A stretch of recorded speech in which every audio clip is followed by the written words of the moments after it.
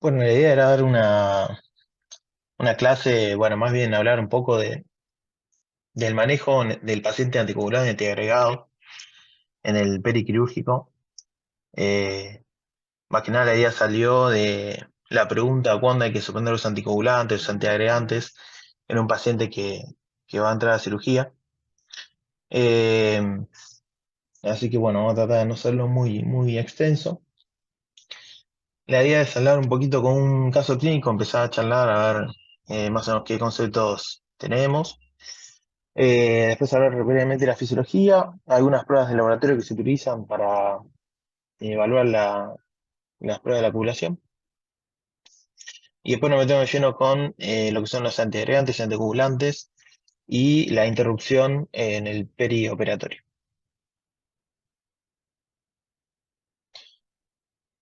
Bueno, paso. Bueno, en el caso clínico es una paciente femenina de 76 años que tiene como antecedentes hipertensión, una ACV hace varios años, no recuerda cuánto, una fibrilación auricular y de medicaciones toma enalapril K2, aspirina, acenocumaral que toma medio comprimido día, venía sin controles, y la atorvastatina 40 miligramos día. Ella ingresa por una fractura de cadera derecha, por una caída de propia altura, que está en plan de un reemplazo total de cadera. Se programa la cirugía para el 30 de agosto y alguno de ustedes lo evalúa el 25, que ahí ya tiene un laboratorio que está todo bastante bien, tiene un TP de 26% y tiene un ring de 3,8 ese día. El residente de clínica le dice que hoy va a suspender el anticoagulante y la aspirina hasta el día de la cirugía, que es el 30. Y acá no sé si alguno quiere hacer algún comentario sobre si cambiaría alguna conducta o le parece bien lo que van a hacer, o más o menos qué día tienen ustedes de estos conceptos del anticoagulante perioperatorio y demás.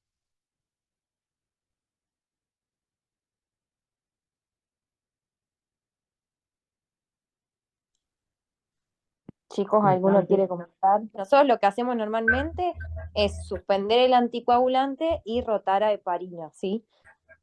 Seguramente ustedes tengan el mismo concepto. Bien, entonces, o sea, pasan a heparina y después, no sé, 24 horas antes lo suspenden la heparina y ahí hacen la cirugía, sí. Claro, el switch. Exacto. Bueno, La aspirina bueno, para cirugías con próstata o neurocirugía. Y no se bien, suele dejar. bien, perfecto. Bueno, dale, ahora después más adelante entonces vamos a ver qué encontré en la bibliografía y los... Entonces, un repaso breve de la fisiología, la hemostasia, digamos, es el equilibrio entre procesos que son procoagulantes y anticoagulantes, ¿sí? Fisiológicamente, la idea es que la sangre continúe en su estado de fluidez dentro de los vasos sanguíneos que no tienen ninguna patología, ninguna lesión. Y como protagonistas tenemos a las células endoteliales, ¿sí? Como mecanismos que inhiben la formación de trombos. Tenemos por efecto de las células endoteliales liberación de prostaglandinas, óxido nítrico y adenosina disfosfatasa, que lisa y llanamente lo que hacen es inhibir la activación y la adhesión plaquetaria de las plaquetas que van rondando en el plasma.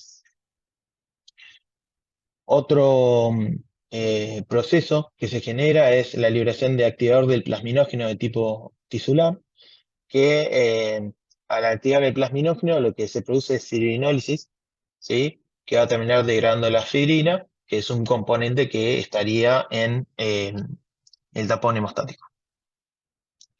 También tenemos otro receptor en las células endoteliales, que es la molécula similar a la heparina o el receptor de paransulfato, que este se une a la antitrombina 3, ¿sí? Y lo que hace básicamente inhibe a la trombina, que es el factor 2, que es crucial en todo lo que es la cascada de la coagulación, el factor 10 activado y el no activado, que también son eh, factores bisagra dentro de la cascada.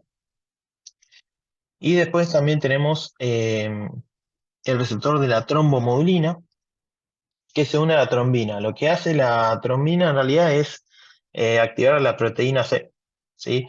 Y la proteína C lo que hace es destruir a los factores 5 y 8 activados que están en el plasma, y de esa forma evitan la formación de coágulos, ¿sí? Esos son como mecanismos que fisiológicamente están activados para que la sangre de por sí no se coagule sola.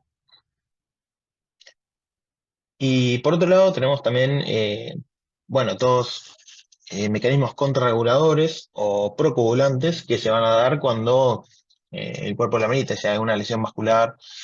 eh, lo que justamente se busca evitar es que las plaquetas tengan contacto con la matriz extracelular, que es altamente trombogénica, más que nada por la presencia del factor de von Willebrand y el colágeno, ¿sí?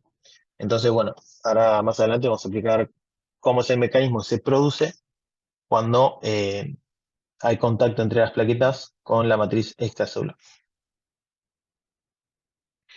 Entonces, la hemostasia mantiene la fluidez de la sangre intravascular, limitan la hemorragia dentro de una lesión, favorece también la revascularización de los vasos trombosados y, como dijimos, es un equilibrio entre mecanismos que son procoagulantes y anticoagulantes fisiológicamente. Eso es clave para entender el sistema.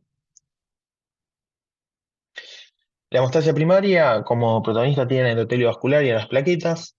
En caso de una lesión, lo que se produce es una vasoconstricción refleja, ¿sí? Y liberación de endotelina por parte de las células del endotelio para favorecer la vasoconstricción del vaso y limitar la hemorragia.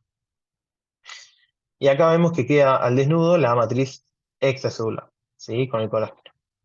Entonces, eso va a hacer que se produzca la activación de las plaquetas y la adhesión plaquetaria. Que la adhesión plaquetaria básicamente se produce por el contacto entre el factor de von Willebrand con un receptor que está en las plaquetas, que es la glicoproteína 1B, y eso va a formar lo que es adhesión plaquetaria, ¿sí? Después se produce la agregación plaquetaria, que es el fibrinógeno, mediante complejos de glicoproteína 2B y 3A entre las plaquetas.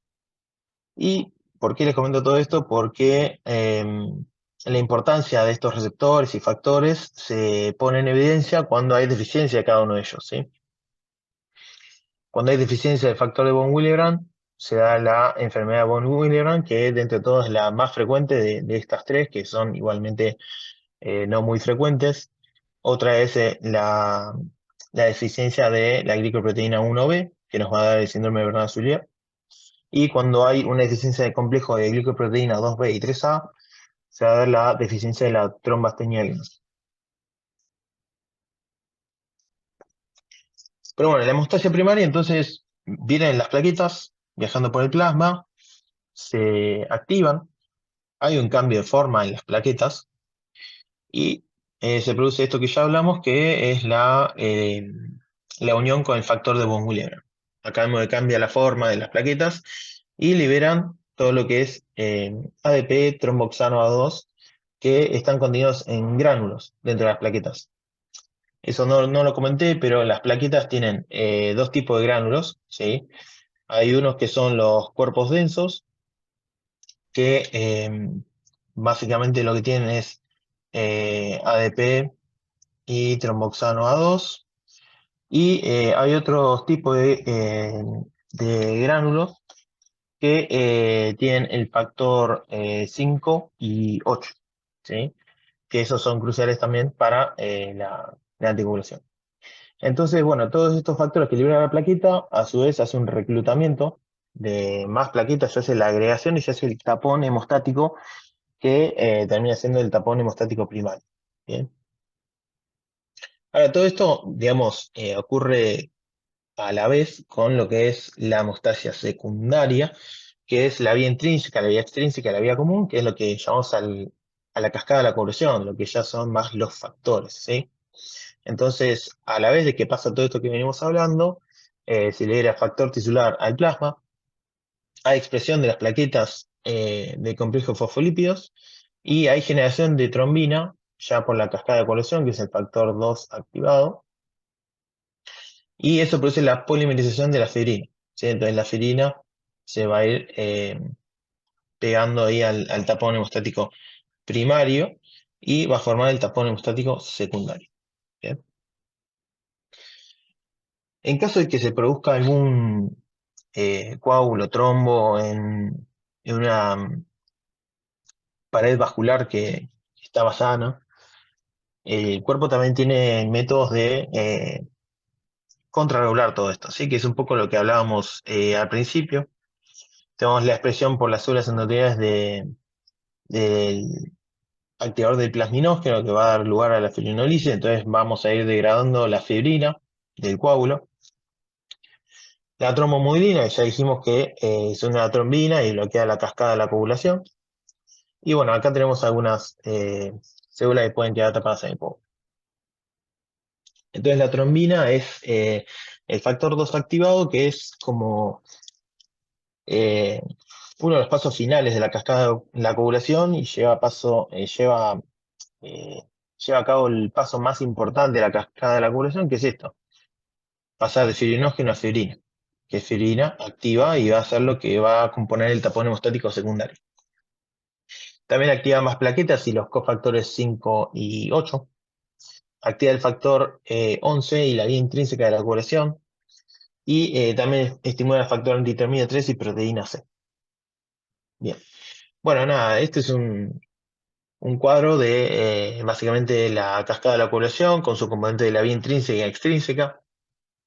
Lo que nosotros tenemos que saber es que es una cascada de procesos que se van amplificando hasta llegar, como dijimos, a la producción de la trombina, el factor 2 activado, y que nos va a dar esto, ¿no? La transformación de fibrinógeno a fibrina. La idea no es comentar toda la cascada, quién activa a quién, porque eso, digamos, no en algún momento nos vamos a olvidar, pero también hay que destacar que las plaquetas, que no sé si, ahora no me acuerdo si lo dije, pero bueno, las plaquetas también en los cuerpos densos tienen calcio, que son cruciales para la activación de estos factores entre sí. Y esto también tiene importancia porque hay distintas pruebas de la coagulación que utilizan quelates de calcio para evaluar eh, cuál es la funcionalidad de la cascada de la coagulación. Ya Después un vamos a ir paréntesis. viendo. Para Sí. nosotros es re importante el tema del calcio en el sentido de que, por ejemplo, tenemos un paciente que está sangrando y nosotros le estamos pasando sangre, además de que ese paciente está perdiendo calcio, la sangre que nosotros le pasamos tiene quelantes del calcio para que no se coagule Ujú. ahí en la bolsita. Entonces, nosotros una vez que, a la vez que pasamos sangre, también tenemos que reponer el calcio del paciente, porque si no es más propenso a que siga sangrando y no coagule. Claro. Bien. Em, bien. Bueno, acá, nada, de la vía extrínseca, el factor 7 es el más importante, que termina dando lugar al factor 7 activado. Eso en conjunto con el factor tisular hacen un complejo, ¿sí? Y el factor 7 es quien va a activar también al factor 10 en el factor 10 activado. Por otro lado, el factor 8 activado va a dar lugar también a la activación del factor 10. Y bueno, acá el esquema ya tiene algunos lugares donde tiene una cruz, que son lugares donde actúan algunos anticoagulantes, pero eso lo vamos a hablar un poco más adelante. Bien, bueno, no, acá quise poner que en todo este proceso que se genera acá, se da toda la cascada de la población al mismo tiempo, no es que primero ocurra una, después otra, son todos procesos que se dan al mismo tiempo.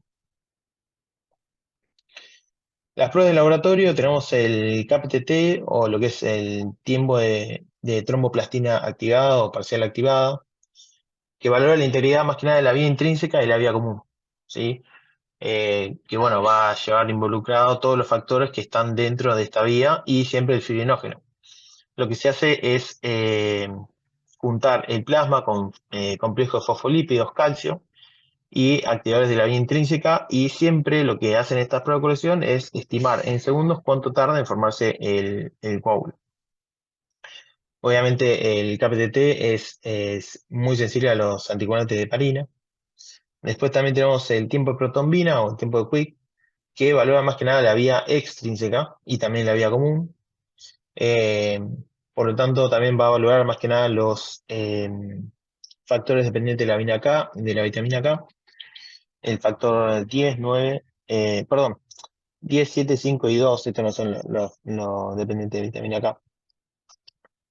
Y eh, se junta el plasma con factor tisular y calcio, y también estima en segundos cuánto tarda en formarse el coágulo.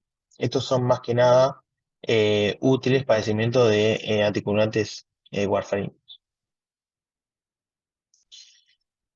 La otra prueba de laboratorio, que es el RIN, es más que nada, digamos, para tratar de llegar a un consenso, porque, digamos, interlaboratorio hay algunas variaciones en los tiempos de protombina, y lo que se buscó realizar es estandarizar los tiempos de protombina que tenían los pacientes con un tiempo de protombina estándar, para poder, más que nada, estimar cuál es el riesgo de trombosis y de sangrados y poder tener un control de los pacientes anticoagulados.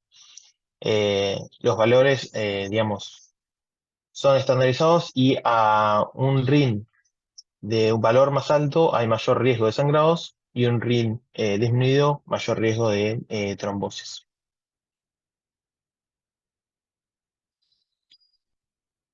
Bueno, después hay diversos factores, ¿no?, que van a eh, estirar el tiempo de protombina y alargarlo. Y esto, bueno, son los tratamientos con anticoagulantes directos, como son el dabigatran o los inhibidores directos de la trombina. También presencia de productos que degradan la fibrina o el fibrinógeno. Y también hay que tener en cuenta, bueno, capaz esto más para ustedes, que el tiempo de trombina del recién nacido es más largo que el del adulto por la presencia de fibrinógeno fetal, así que ahí va a variar un poco el valor. Y también el tiempo de protombina se va a ver alargado por niveles bajos de fibrinógeno cuando están por debajo de 100 miligramos. Acá en el gráfico lo que vemos es que si solamente están afectados el factor 2 y el 7, va a tener, digamos, cierta eh, prolongación del tiempo, pero si están afectados todos los factores K dependientes, va a haber, digamos, o sea, mientras más, básicamente, mientras más factores sean alterados, más va a estar prolongado el TP. Eso es básicamente lo que expresa el gráfico, pero bueno. Después, el KPTT también tiene en cuenta, digamos, otros factores, ¿sí? Y lo que tiene de especial el KPTT es que también sirve para ajustar la dosis de heparina no fraccionada cuando se realiza anticoagulación con esta heparina. Eh, Obviamente va a estar afectado cuando se usa articulación con heparina de bajo peso molecular, también con otros anticoagulantes, y es menos sensible a los niveles de fibrinógeno, por lo cual si se altera por bajos niveles de fibrinógeno va a ser cuando esté por debajo de 80 miligramos. Un poco una tablita para capaz que quede. Cuando hay una alteración del KPTT, la que va a estar más afectada es la vía intrínseca, y cuando está afectado el TP va a ser la vía extrínseca. Cuando la vía común sea la causante de la alteración de estas pruebas de laboratorio, eh, digamos, va a estar tanto el KPTT como el TP aumentado. Bueno, pasamos un poquito a los distintos antiagregantes y anticoagulantes. De los antiagregantes, tenemos los que son los antagonistas del receptor de adenosina difosfodiesterasa. El ejemplo es el clopidogrel, que tiene un pico de acción luego de 3 a 5 días, o sea que tiene un efecto prolongado, que es de 7 a 10 días. Por eso después vamos a ver que cuando tengamos que suspender el clopidogrel, no lo podemos suspender de un día para el otro, sino que vamos a tener que esperar por lo menos entre 5 a 7 días o para que estemos seguros de que no esté antiagregado. También tenemos los antagonistas de los receptores de las plaquetas, la glicoproteína 2B y 3A. ¿Sí? Estos son menos frecuentes. Los inhibidores de la fosfodiesterasa, ¿sí? Que aumentan la disponibilidad del AMP cíclico, lo que disminuye el calcio intraplaquetario, esto de vital importancia, y también inhibe la producción del tromboxano 2. Un ejemplo es el dipiridamol y tiene un efecto de 24 horas. Y capaz de otros de los más utilizados es inhibidores de la COX-2, el ácido acetilsalicílico, la aspirina, que también su duración de acción es de 7 a 10 días, ¿no? Similar a lo que es el clopidogrel. Algunas indicaciones de antiagregantes, de las más comunes, en prevención primaria, enfermedad coronaria, diabetes, obstrucción carotida sintomática, y en prevención secundaria, bueno, cardiopatía isquémica, cuando se realizan intervenciones coronarias, hay ACV o AIT, estenosis carotidia, FA, trombosis venosa profunda o estenosis carotidia. Entonces, acá hay una tablita que es sacada de la Sociedad Argentina de Hematología, que sugiere, digamos, tiempos para interrumpir los antiagregantes antes de intervenciones quirúrgicas. Algo que capaz hay que tener en cuenta cuando hablamos de este tema es que toda la información que hay disponible se basa principalmente en estudios que son observacionales, que no son aleatorizados, y también se basa mucho en opinión de expertos. O sea que la verdad que la evidencia, si nosotros nos ponemos con la medicina basada en evidencia, no es que esto es así y así sí o sí.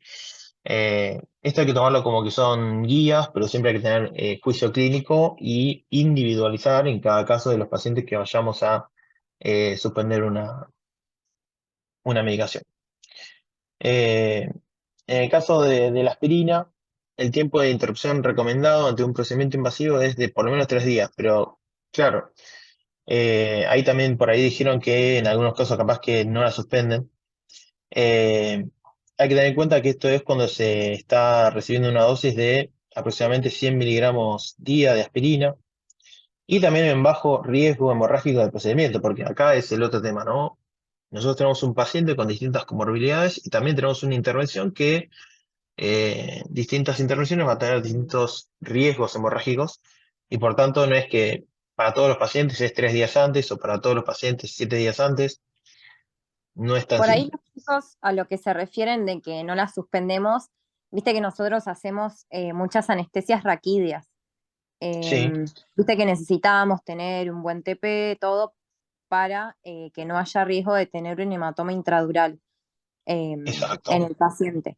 En el caso de la aspirina, a nosotros no nos genera ese riesgo. Capaz que cuando decimos no la suspendemos, quiere decir que, a ver, vos de repente tenés una cesárea de urgencia en una paciente que está tomando aspirina, no pasa nada con, si tiene un buen TP, no pasa nada con que esté tomando aspirina y nosotros le hagamos una raqui. Quizás a eso se refieren los chicos, pero sí hay que evaluar, Bien, obviamente, como bien estás diciendo vos, el riesgo de sangrado que tenga la cirugía.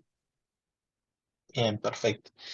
Eh, y bueno, también tener esto en cuenta que eh, todo lo que es antiagregantes, bueno, principalmente que no hay antídotos y lo otro es que la población plaquetaria se va a ir reponiendo aproximadamente 10% por día, porque el recambio natural de la plaqueta es de 10 días, o sea que por día se estima que un 10% de la población plaquetaria se va a regenerar. Bueno, y el otro es el clopidogrel, que también se trata de suspenderlo 5 días antes.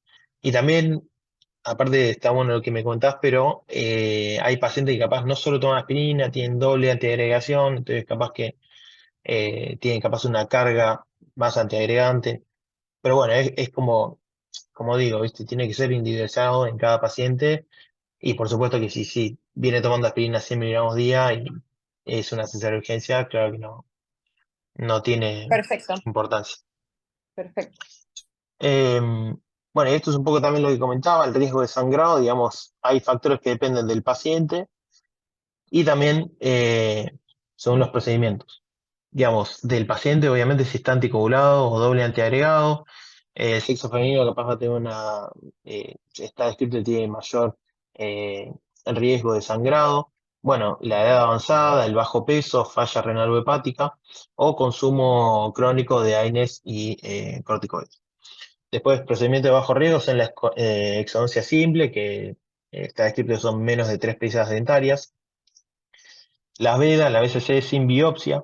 También tenemos algunas cirugías abdominales, la colecistectomía o la histerectomía. Por ejemplo, para dar otro ejemplo, las cataratas o cirugías de hombro, pie y mano. Después, procedimientos que sí son habitualmente sangrantes, tienen mayor riesgo de sangrado.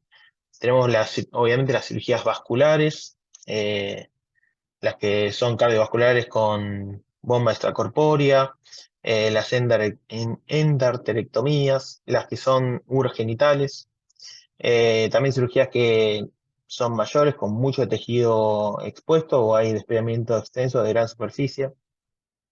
Y después obviamente los sitios muy vascularizados, el hígado, vaso, riñón, las biopsias renales, por ejemplo. Y bueno, después sitios donde un mínimo sangrado va a tener consecuencias graves. Esto también hay que tenerlo en cuenta, todo lo que es cirugías intracraneales, neurocirugía. eh, y hay procedimientos que usualmente no sangran tanto, a menos que, no sé, tengamos, por ejemplo, un paciente que está doblemente antiagregado. Puede ser el implante de marcapasos, la polipectomía o la biopsia prostática transrectal.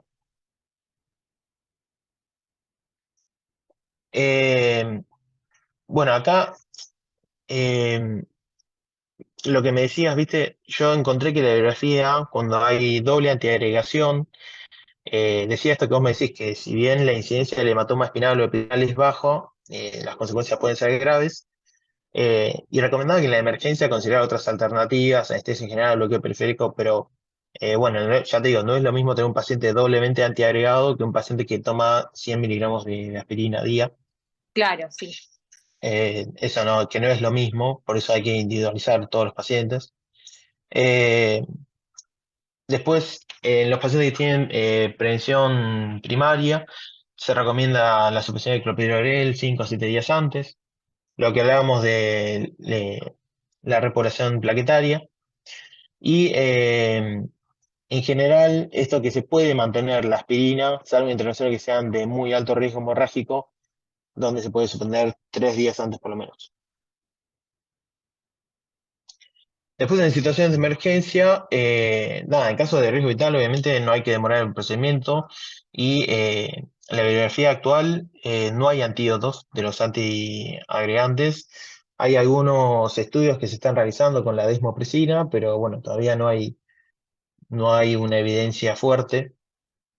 Y lo que me llamó la atención es que esto es bastante consenso de expertos, ¿viste? Como la Sociedad Argentina de Hematología capaz te dice una cosa que te dice que hay que evitar pasar plaquetas a menos que haya un sangrado excesivo o sangrados con riesgo vital. Después, si vas a la Asociación Americana de Anestesiología, te dice que hagas un conteo de plaquetas y ver si es necesaria la transfusión. Eh, Como que eso estaba más pendiente de las transfusiones.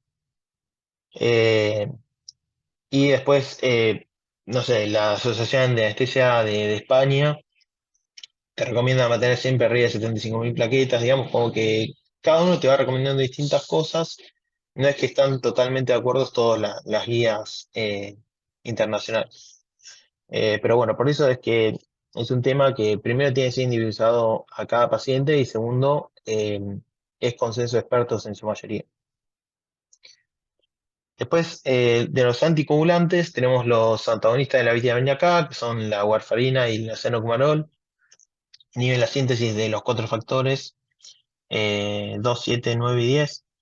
Y la duración del efecto es de 2 a 5 días. El acenocumarol más cerca de 2 a 3 días y la warfarina más cerca de los 5 días. También tenemos la heparina no fraccionada, que inhibe directamente a la trombina con la unión a la antitrombina. Y el efecto es más corto, de 6 a 12 horas. Entonces, todo lo que es, digamos, acenocumarol o warfarina, entonces está afectado el 10, el 9, el 7 y la trombina. Y después la heparina ya va más directo a la trombina y el factor 10. ¿Sí? Y después tenemos la heparina de bajo peso molecular, que también es la unión a la antitrombina, que inhibe el factor 10 de vuelta. Y también inhibe el factor 2A, pero en menor cantidad. Y es la enoxaparina el fármaco ejemplo, digamos. Después tenemos otros anticoagulantes, eh, que hay un inhibidor directo del factor 10A a este nivel, que sería el Fondaparinux, que estuvo bastante estudiado en la tromboprofilaxis en el postoperatorio de la cirugía ortopédica mayor.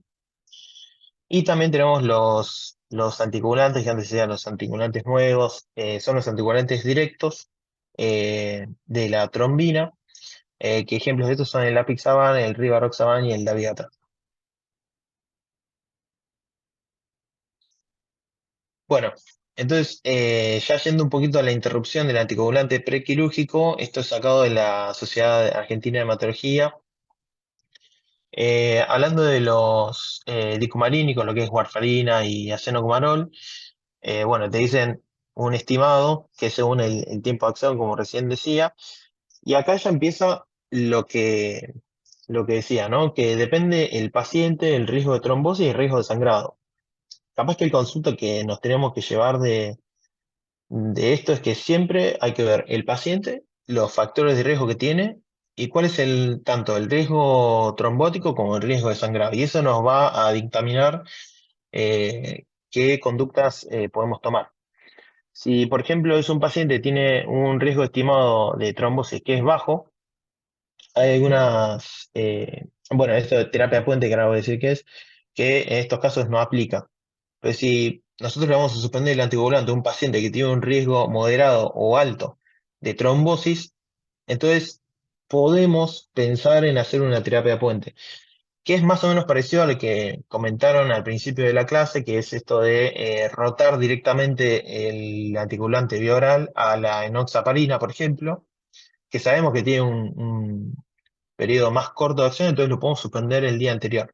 Bueno, lo que dice acá el puenteo es que lo que se hace es suspender el ACO y aproximadamente 3 días previos a la intervención quirúrgica se inicia con heparina a bajo peso molecular y 24 horas antes se vuelve a suspender. Eh, bueno, es parecido realmente a lo que hacemos nosotros casi todos los días, que es pasarlo directamente a la heparina todos los días hasta suspender 24 horas antes. Claro, y en Acá hay el un caso de los pequeño... pacientes que reciben, perdón, en el caso a veces los Sí, pacientes están internados, que los anticoagulan porque están postrados y demás, si es dosis profiláctica, con 12 horas previas, con 12 horas de suspensión está bien. claro, exacto. Sí, ahí varía, claro, la dosis que está recibiendo. Eh, Acá hay un algoritmo también sacado de la Sociedad Argentina de Hematología, que un poco va guiando un poco la toma de decisiones. Si es un procedimiento bajo riesgo, te dice que hasta tal vez no sea necesario suspender la anticoagulación. Y bueno, si sí tiene un alto riesgo, eh, obviamente hay que suspenderlos.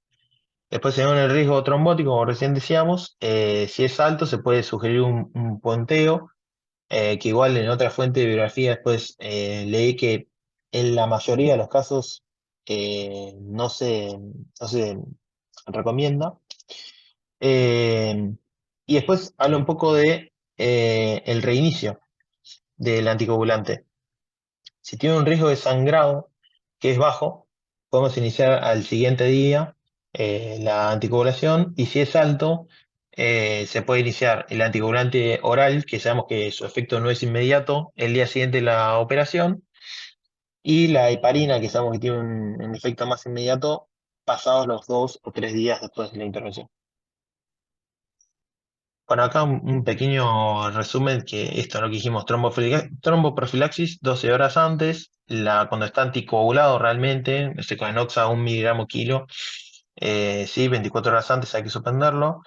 Los anticoagulantes directos que tengan un riesgo de sangrado mínimo, se puede no darlo el día de la cirugía, porque estos, digamos, empiezan a actuar y terminan de actuar mucho más rápido que los dicumarínicos. Después, cuando el riesgo de sangrado es bajo o moderado, te dice que vos lo tenés que suspender un día antes, o sea que en total tenés 2 días que no lo das. Y cuando el riesgo de sangrado es alto, 2 días antes, o sea, en total 3 días que no lo das. El ayuno acumulado 3 días antes y la cofranía 5 días antes. Esto también es un poco lo mismo, digamos, también sacado de la Sociedad Argentina de Hematología. Nada, te hace como un tipo de cronograma a cuántos días estás de la intervención y más o menos qué es lo que tenés que hacer. Pero bueno, el tema con estas tablas es que, como digo, no se puede aplicar a todos los pacientes, sino hay que individualizar un poco, ¿no? Y acá sí, más que nada lo que es post-procedimiento, si hay bajo riesgo de hemorragia, digamos, ya podemos iniciar la enoxaparina a la dosis que tenía anticoagulante y iniciar el lipomarínico y ir viendo con el RIN para suspender la parina. Ahora, si es un alto riesgo de hemorragia, podemos empezar con tromboprofilaxis y todavía no iniciar los anticoagulantes a menos que sean los lipomarínicos, que bueno, sabemos que tardan un poco más. Esto es sacado de UpToDate, que también trata de hacer un algoritmo simple.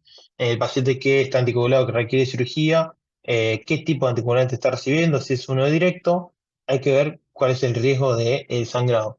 Si es mínimo, lo suspendemos el día de la cirugía. Si es bajo o moderado, en total lo suspendemos 2 días, que es el día previo y el día de la cirugía. Y si es alto, entonces en este caso, 2 días antes de la cirugía, el día de la cirugía, y también no lo damos el día siguiente después de la cirugía, o sea que en total está interrumpido 4 días. Y si son los warfarínicos, bueno, vemos que si el riesgo de sangrado es mínimo, podemos no suspenderlos. Si es bajo, moderado o alto, tenemos que ver cuál es el riesgo también de el riesgo de trombosis. Si es bajo o moderado, podemos suspenderlo sin hacer un puenteo. Y si es alto el riesgo de trombosis, entonces se puede hacer un puenteo. Pero bueno, lo que también dice UpToDate es que en la mayoría de los pacientes lo que sucede es que hacer el puenteo, digamos, genera más riesgo de sangrado que lo que disminuye el de trombosis. Entonces, a veces no está recomendado ampliamente para todos los pacientes. Esto también es un cuadrito esquemático del manejo de la interrupción de los anticoagulantes directos antes y después de la cirugía. Lo único que cambia es que con el dabigatran se agrega un día más, tanto antes como después de la cirugía. Esto también, este es sacado de la Sociedad Argentina de Hematología, y ven que diferencian el riesgo de sangrado alto o bajo, y también el dabigatran, el clínex de creatinina. Hace unos años se decía que los anticoagulantes directos, bueno, no tenían antídoto y generalmente cuando había un sangrado con este tipo de anticoagulantes, en realidad lo que había que hacer era esperar a que se vaya diluyendo el sistema circulatorio o, por ejemplo, en el caso de dabigatran, hacer hemodiálisis. Ahora en UpToDate aparecen algunos antídotos que igual no pude llegar a ver cuál era la disponibilidad de estos, pero calculo que van a estar muy caros. Bueno, esto es en cuanto al reinicio, que pueden ser entre 2 a 3 días o tan lejos como hasta 5 días después de la cirugía. Y después, antídotos. Eh, la vitamina K, en caso de los warfarínicos, la monoterapia se recomienda más que nada para revertir los efectos de los anticoagulantes dependientes de la vitamina K. eh, y en pacientes cuya cirugía puede ser pospuesta, porque puede tardar más de 48 horas en normalizarse los valores de laboratorio. Después tenemos la protamina, que es el antídoto de la heparina, que bueno, no hay mucho más que decir de eso. Yo no sé si lo usan mucho ustedes, la verdad que nosotros en clínica no lo usamos casi nunca. Y lo que sí también describía es que es distinto el antídoto cuando se utiliza, dependiendo cuánto tiempo pasó de la última dosis de heparina. Y después también tenemos el Protonplex, que es cuando hay hemorragias por deficiencia de factores de la coagulación. Eh, bueno, y acá hablaba un poco de up-to-date, cómo es la reversión de emergencia cuando hay un paciente anticoagulado con warfarina, ¿sí? Que acá en realidad te da como tres eh, opciones, no opciones, sino situaciones en las cuales uno puede estar involucrado, si es que dispone de concentrados de complejo de protomina de 4 factores. Entonces ahí te dice que, bueno, que vos tenés que utilizar eso y también administrar vitamina K. Si tenés también disponible, en otro caso, complejo de concentrado de protomina de 3 factores, también hay que utilizar eso. O también podés pasar factor 7 activado y siempre también vitamina K. Y bueno, si no están disponibles ninguno de esos dos complejos de concentrado de factores, bueno, hay que pasar vitamina K y 2 unidades de plasma fresco congelado por vía intravenosa mediante infusión rápida. Bueno, y acá obviamente el APTOD siempre te dice que hay que revisar el ring cada 15 minutos. Esto siempre en situaciones ideales. Eh, bien.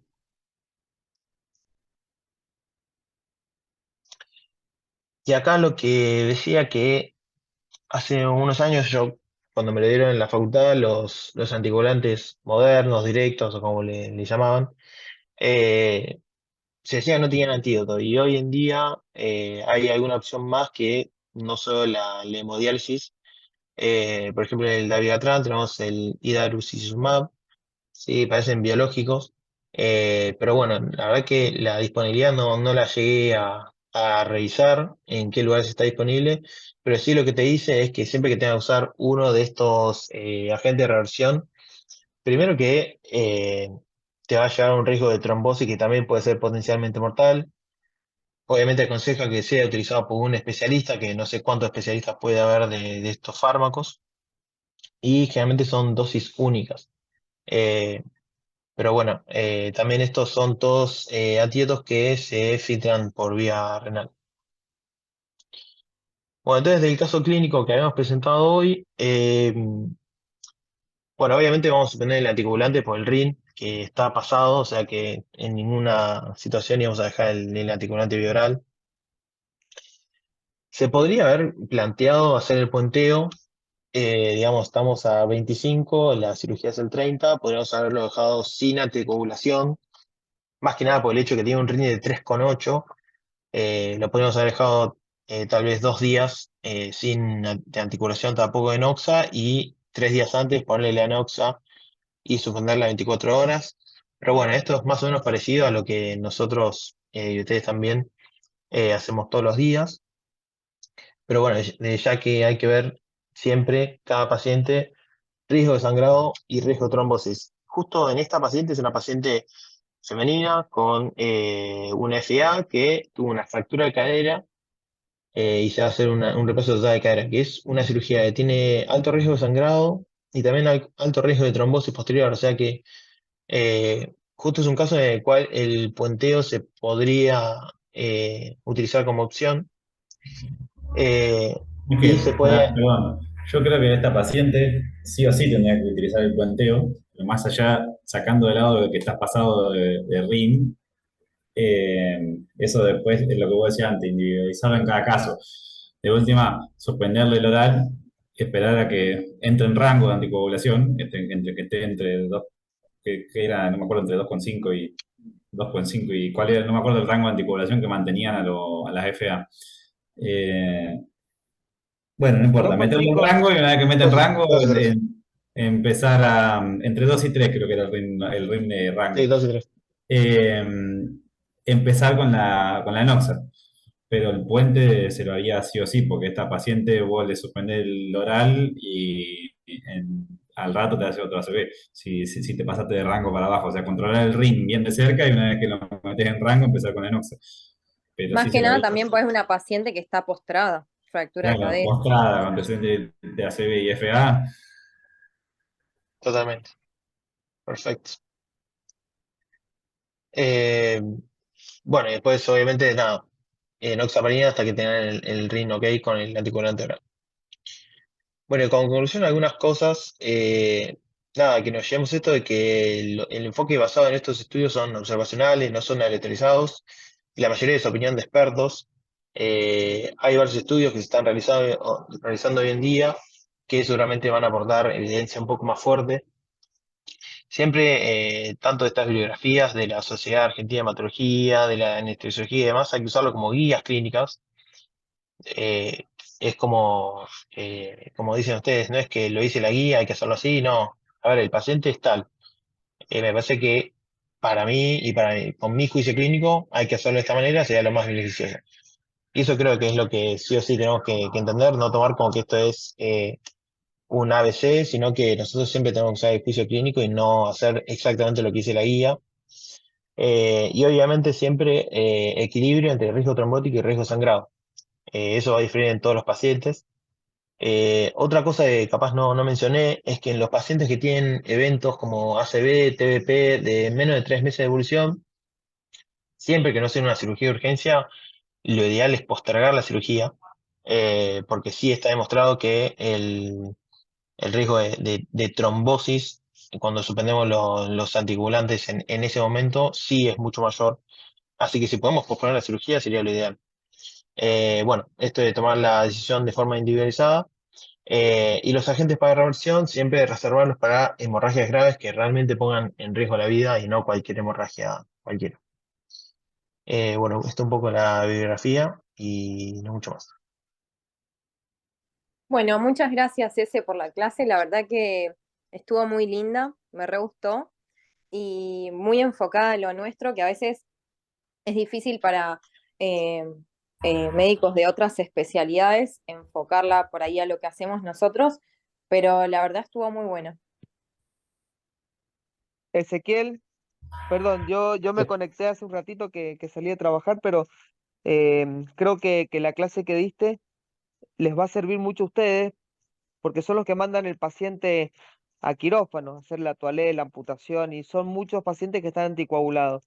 Y está bueno que los conceptos de la anticoagulación y la cirugía se manejen bien, no solamente por los pacientes, sino también para no dejar un paciente en ayunas y que se suspenda la cirugía porque no se suspendió la anticoagulación. Saber bien cuándo se tienen que suspender, qué riesgo tiene el paciente, poder informárselo al familiar como al paciente. Si vos le decís al paciente, mira, yo te la suspendo, tenés un TEP, pero te lo suspendo, te puede, el riesgo de trombosis es este, el paciente también ahí puede decidir qué quiere hacer. Así que si vos podés darle esta clase a tus compañeros y a tus colegas, sobre todo a los residentes, sería muy bueno para que haya mejor comunicación en el actuar con los pacientes que van a quirófano. Yo no escuché toda la clase, escuché la última parte, pero quería preguntarte, a veces uno es muy tajante en los tiempos con los anticoagulantes y a veces no es tan así. ¿Por qué? Yo digo, bueno, suspendo 5 días la warfarina o 3 días la senocumarón. Y el paciente puede tener falla renal y esos 3 días no son suficientes para que se te vaya el efecto. Entonces, siempre hay que tener, no un plan B, pero algo para reforzar la conducta que yo voy a tomar. Por ejemplo, voy a hacer una raquia en un paciente que hace 3 días suspendió la warfarina o el acenocumarol. Digo, bueno, por los 3 días estoy bien, pero ¿en qué me fijo yo para ver si realmente ya no está más anticoagulado? En el RIN. ¿Cuál es el RIN que yo quiero tener? Menos de 1,5 ya me habilita a hacer una raquia.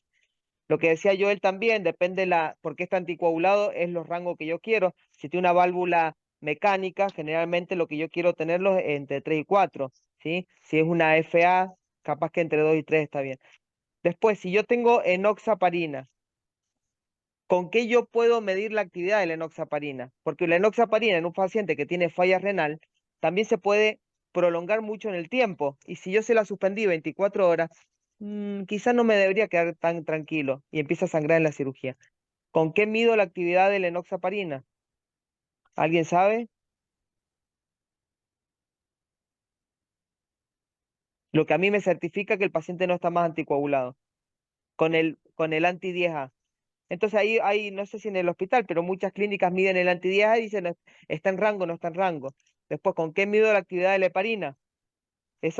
¿Con qué la miden? Ezequiel, ¿con qué miden la actividad de la heparina ahí en Eh, clínica? Nosotros con el TP o con el TTP. No, con el KPTT. La heparina se mide con el Claro, KPTT. el TTP, KPTT. El TP generalmente no se altera. Es más, cuando vos le pones una bomba de heparina a un paciente para anticoagularlo, porque muchos pacientes no se pueden anticoagular con enoxa y necesitan anticoagularlo con una bomba de infusión continua de heparina, van viendo el KPTT, porque si está más de 90, le bajan la infusión. Si está entre 60 y 80, se la mantienen ahí. Si está menos de 40, generalmente le suben. Entonces, el KPTT, viene un paciente con 12 horas con falla renal, se va a operar de la vesícula, qué sé yo, y hace 12 horas le suspendieron o la heparina, hace 24 horas, pero tiene un KPTT de 60. Ese paciente, por más que el tiempo sea adecuado, sigue anticoagulado. ¿Sí? ¿Por qué? Porque hay muchos factores más que el tiempo que te puede determinar que esté prolongado el efecto del anticoagulante. Entonces, sepan tener un recurso extra para decidir si ese paciente se puede operar o no. Entonces, acuérdense, la enoxaparina se usa el anti-10. La warfarina y la cenocumarol se usa el TP, obviamente. La heparina se usa el KPTT. Y después, bueno, los nuevos anticoagulantes orales, no, creo que también con el anti-10 se puede ver la actividad. Es como un recurso para poder legalmente hacer un procedimiento. Bueno, no sé si Perfecto, alguno tiene perfecto. alguna duda. Bien. Sí, yo Bueno, y traté de después, más o menos adecuarlo a un poco lo que hacemos nosotros y también para que ustedes no fuera solo lo que es para clínica, sino también un poco más para ustedes. Sí, la verdad que tengo pensado hacer esta clase en clínica, pues ya te digo que hay varias cosas que nosotros, conceptos que yo leyéndolo digo, no, capaz esto no lo hacemos tan así, así que sí, está bueno para informar eso. y después siempre, paciente que tiene anticoagulación tiene que tener el riesgo hematológico.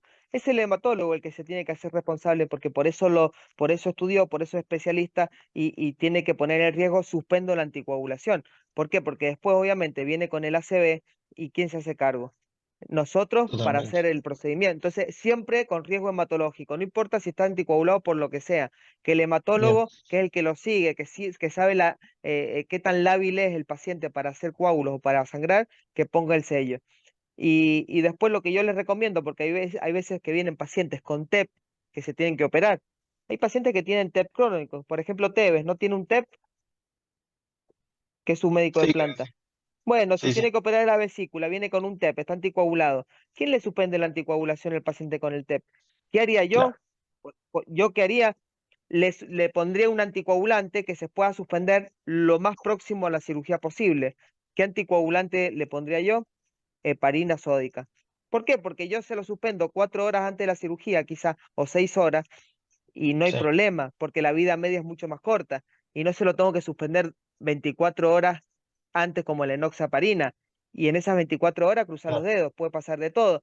Yo le pondría, se lo paso heparina sódica, no importa, infusión continua, se lo suspendo 6 horas antes. Si llega a sangrar en la cirugía, ¿qué puedo hacer? Le paso protamina. Con la enoxaparina no le puedes pasar protamina, porque no te la revierte más que el 20%. Entonces, perfecto, por ahí usar estrategias que sean más seguras para el paciente, ¿sí? buenísimo. Bueno, gracias por la clase. Perdón que no.